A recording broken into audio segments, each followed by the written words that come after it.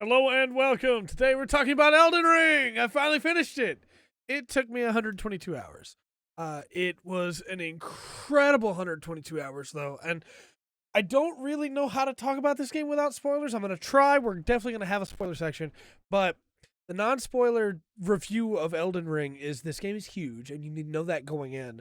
It's different than most of the. I say most, it's different than the rest of the series in a lot of ways, though still having the core feeling that Souls games or that Sekiro or Bloodborne have. The biggest thing for me is the open world doesn't feel like an open world in a video game. It feels like an actual world you get to explore. Everything that you find is unique. Everything that you find is different.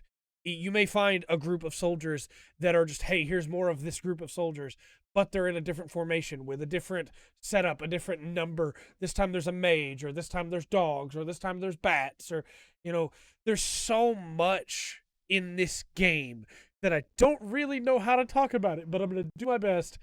This game's an easy recommendation for me, unless I'm just amazed by something else that comes out this year. This is my game of the year for sure. I loved all of my time with this game, and as much as I wanted to beat it so I could play other games, and I have a bunch of stuff piling up to do, I've already started a second character. I'm already playing around with magic this time and having a lot of fun. But for a non-spoiler review of Elden Ring, 100% Elden Ring is a game worth playing. I really, really love it. And we're going to get into the details now, because now we're going to talk spoilers. So just keep that in mind. From here on out, spoilers are everywhere. I chose a Unga Bunga Smash build for my first playthrough. I went strength like I always do in these games. I always start with the strength build. And I started with the longsword, of course. I went with the knight, and the longsword I used for a while. I used it with the new Ash of War system, which I think is incredible, which we'll get into in a little bit. I want to talk about all the systems, but I really want to get into what my journey with this game was like first. And as I just kept exploring, the map kept expanding, and I kept finding new cool things and more cool dungeons to check out and more interesting things to find. And as we got going through this game, I kept falling in love more and more. I would find a new dungeon that was another catacomb and be like, all right, well, it's more of the imp enemies. We'll see how that goes.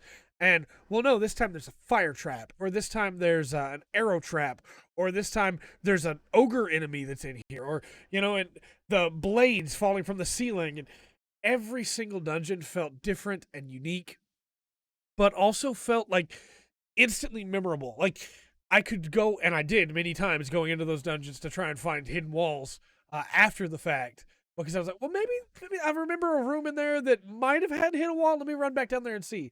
And each and every one of them felt unique.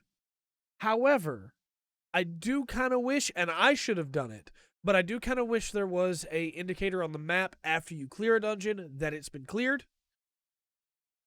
I understand why there's not, because there's hidden secrets and sometimes hidden bosses, right?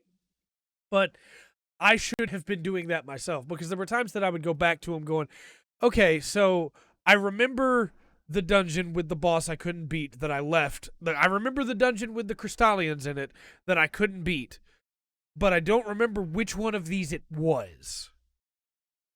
So I'd teleport to each one, walk in the first room, and go, nope, this is not it. Time to go back. Which, again, hey, I should have been marking them when I defeated the bosses. That's on me. But I do kind of wish there was a tick or something on the map. Much like they added the NPC tick. Who knows? Maybe that'll be there in the future. But, man, from slowly adventuring and finding chests that teleport you and winding up in very different places and finding warps all over the map, I went through all of Limgrave, didn't touch Stormvale Castle, went through the Weeping Peninsula, went through most of Caelid, and never touched Stormvale Castle until I had cleared all of that. By the time I got to Stormvale Castle, I beat Morgott on my second try, or Margit, sorry, on my second try, and it just, really cool boss fight. Probably would have been cooler if I'd got there early, which I did go back and get there early on my caster and really enjoyed it. But there's also something really satisfying about just walking in and taking out a boss, Stormvale Castle was a really fun dungeon. I think the way this game does dungeons is really interesting.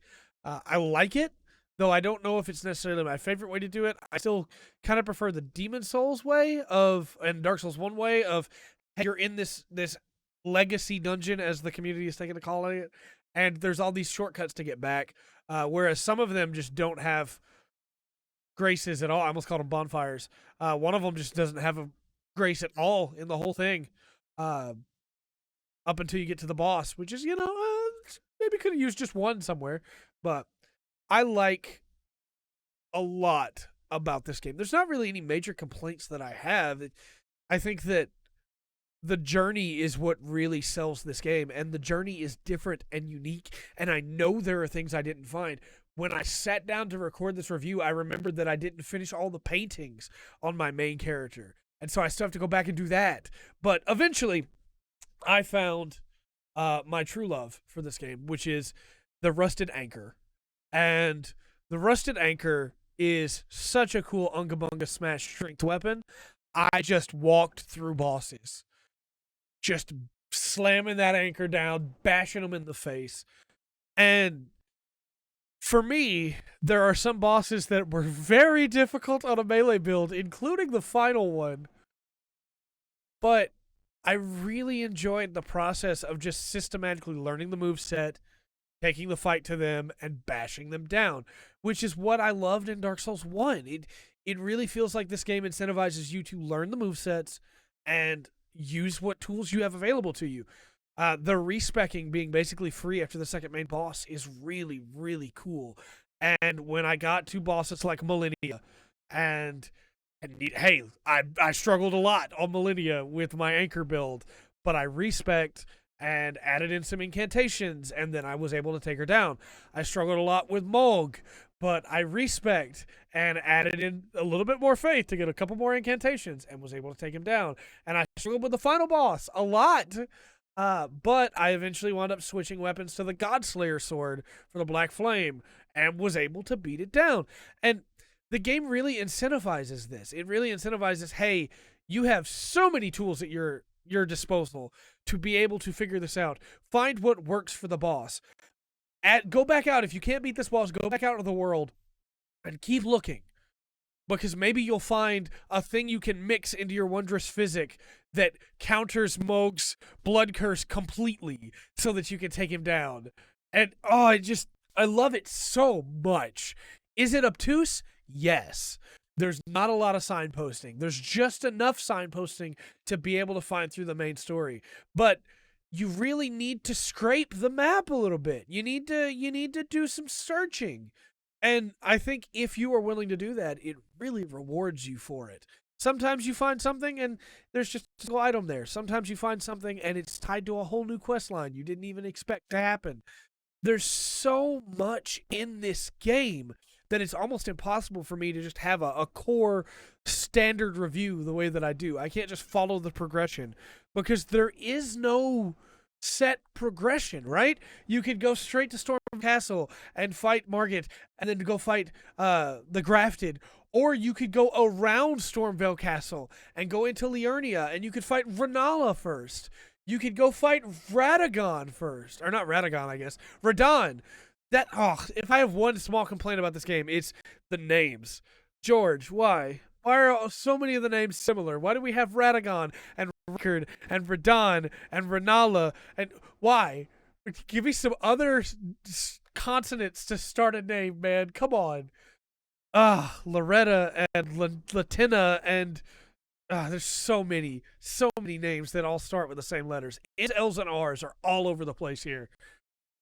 But you could go pretty much any order you want, If you want, there's so many ways to get around stuff. There are tricks that you can pull off to be able to get basically anywhere in this game. And it really lets you do it. It's so much fun to be able to go, I think if I'm really careful with my jumps on Torrent, I can get around this and go where I'm not supposed to go. And you do it and you go, oh! And there's one tower of the mini towers, one of the rises that's across the map, that I tried a bunch of times to get in there and tried all kinds of different stuff. And then I saw a spirit spring nearby and I was like, oh, I'm such an idiot. I could just, yes. And when I did it, yeah. You know, this game really rewards you exploring and figuring out things your way. And to me, as a person whose favorite game is Dark Souls 1, it's really hard for me not to say this is the best game in the series. Because while I like the story of Dark Souls 1 more, I think Elden Ring is the best playing game they've ever made. Sorceries in the other games are effective, but, you know, you had a couple different options of, well, you can do the clusters of magic that fly off on their own after a set period of time, or you can do various methods of big fire shot of magic, like a little one and then a crystal one and a big arrow, or you could eventually get, like, your slash becomes magic. But in this game, you have beams, you have gravity magic, you have some really crazy, like an arc that goes through enemies, incantations that let you fire lasers out of your eyes and take on the visage of dragons to be able to attack enemies. And it's crazy and fun. And then you have the melee weapons, you have the falling stars, you have a giant finger, you have the Godslayer sword, you have my anchor, you have some incredible dex weapons, and because you can go anywhere, basically, if you're dedicated enough, you can also basically use whatever weapon you want to, kind of as early as you want, if you just go around everything to get there riding on Torrent. This game gives the most customization and the most replayability out of any game in this series, and maybe any game I've ever seen. You can play with whatever you want. And because there are enemies that drop the respec item basically guaranteed, you can respec as much as you want. This game is incredible. I have never played a game like this, in that it is the culmination of so many different ideas brought together. And that's what really makes it shine to me, is that no matter what I ran into and the difficulties I hit and the moments of just, I don't know how I'm supposed to beat this boss, like with Millennia, there were always options that I could fall back on. And I never really felt like it was unfair. Because the Ash system lets me summon Oleg, is who I summoned the entire game, basically. You could really just basically do whatever you wanted. I've seen videos already of people that tried to beat the game with Iron Pineapple, tried to beat the game with never attacking, just using summons. I've seen people that beat it at soul level 1. I've seen people that have beat it no hit runs. Obviously, that's for all the games, right? You can do that, but this game really feels like it gives you the options to be able to enjoy that.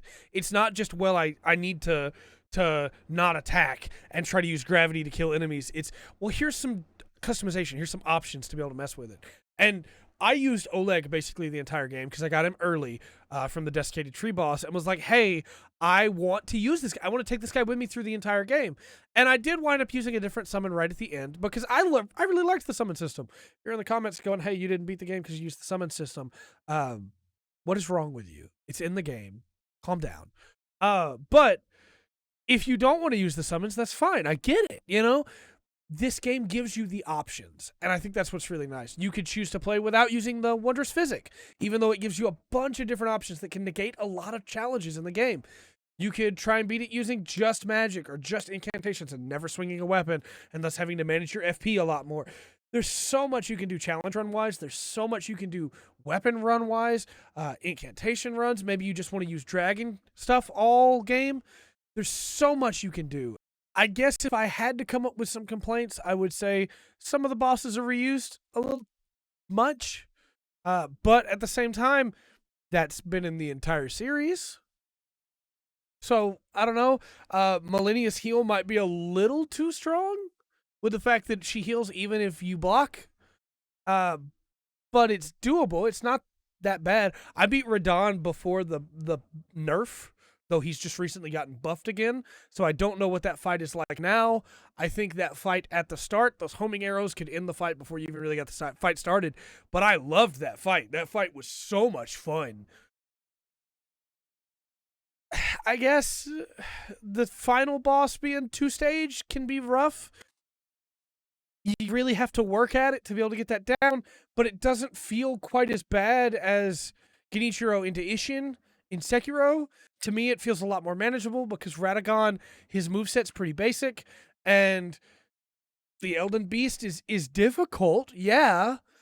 The main problem with it is just that it flies away and swims away so much. It's not that it's a tough boss fight, it's a fun boss fight, except for how often it runs away when you're trying to melee. But I think that for the most part, yeah, it's not.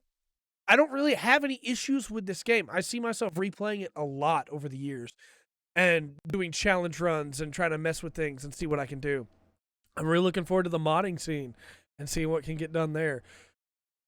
Is it Bloodborne? Is it Dark Souls 1, right? Is it each of the games in the series has their own thing that really makes them shine. And for me, Bloodborne thematically is the coolest. Dark Souls 1 has the best story, but Elden Ring absolutely has the best gameplay. There's no doubt in my mind. I love the gameplay in this game. Story-wise, man, a lot going on, and a lot of it's really cool, but it feels a lot more disconnected to me, and maybe I just missed out on some things. I didn't get to finish every NPC questline. Some of them were broken while I was playing and didn't get fixed until after I got past the point. So, like, I didn't get to see any of Diallo's questline, and Dee's questline I didn't get to finish. But story-wise, I think the NPCs are really cool.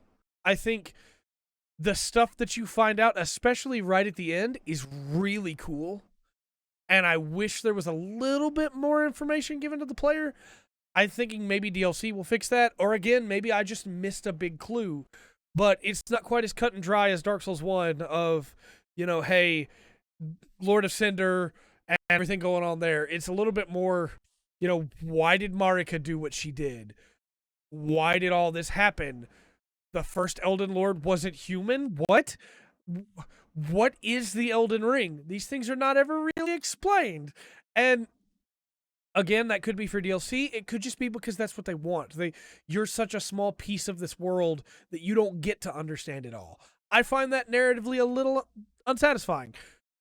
But I also think the story that I get is really good. The stuff with Radahn and Millennia, the stuff with Loretta and trying to defend Miquella, the stuff with Moog and Miquella, the stuff with Margit and with Godfrey and Horalu and everything going on there. I find all of those really interesting with Placiduex and the Empyreans and Ronnie and her quest line.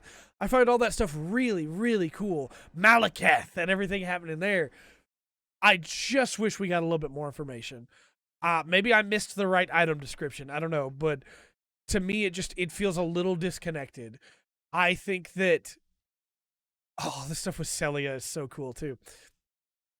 I think that it is a very, very cool game. And 100% worth playing. If you're just looking for a good story, I don't know if you'll be satisfied. If you're just looking for a run of bosses that you go straight down the main progression, I don't know if you'll be satisfied. But if you're willing to give this world some time just to explore it, I guarantee you I haven't found everything. Because, again, I just remembered when I sat down to record this that I hadn't finished all the paintings. I know I haven't found everything. There could be even more cool stuff just waiting around a corner that didn't look. Maybe I went left instead of right, And to me, that's where this game really shines. I can't stand it when a game takes forever to finish. I love a game that has a good pace. And Elden Ring's pace, to me, felt perfect. I know in the Ghost of Tsushima review, I complained about how I knew what I was getting into and I knew the end was close, but I couldn't do it because I needed to go back and do all the side stuff that I kind of didn't care about because it was just go to mission, do mission, come back. Go to mission, do mission, come back. Elden Ring doesn't have that. It's an open world where everywhere you go, everything is unique and different. And the plus side of that is you always have something new to find. And the negative side of that is you might not find everything. And if you're a person that has to see everything, you're going to have a tough time with Elden Ring. But if you're not, if you're somebody that can just go and check it out and scrape that map and try to find everything and explore, I really, really think you're going to love Elden Ring. I know I did. I'm really stoked for a second playthrough already. There are so many good boss fights in this game. There are so many good encounters in this game. There are so many cool things that you find, so many cool quest lines, so much great music. Elden Ring is such a cool game, and I really, really can't recommend it enough. Let me know your thoughts on Elden Ring in the comment section down below. And until next time, I've been Trey. This has been The Full Spectrum. Remember to always enjoy the full spectrum that Elden Ring has to offer. Also, I forgot to say, but Radon holding back the star out of sheer strength is so great, and I love him, and he's the best.